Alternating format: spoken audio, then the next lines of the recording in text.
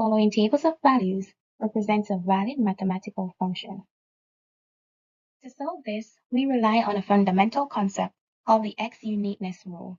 Simply put, a mathematical function can only exist when every single input, X, leads to a single consistent result. If an input is unpredictable, it fails the function test. Think of this process like performing a data audit on a spreadsheet. When we evaluate the table of XY values, our eyes must always scan the input or X column first. If a number appears more than once, if an X appears more than once, we immediately stop and check its corresponding output, which is the Y value. If the exact same input, X, maps to completely two different outputs, the relationship is broken. It might still be a mathematical relation, but it's not a function.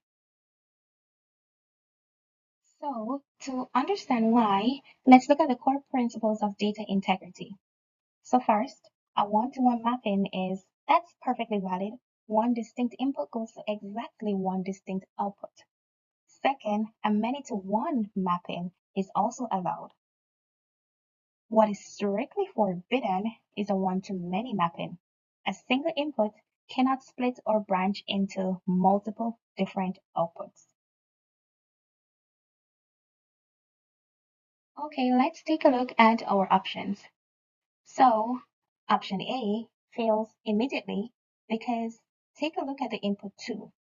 It repeats, mapping to both 3 and 4. Let's move down to option C. The input 0 repeats and tries to map to both 1 and 5.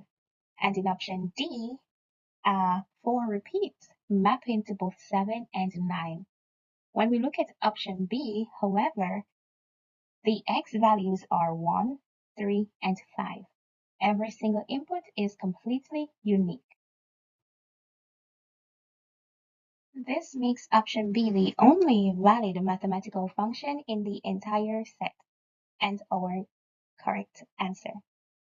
Now just remember, whenever you encounter values on an exam, don't get distracted by the Y values.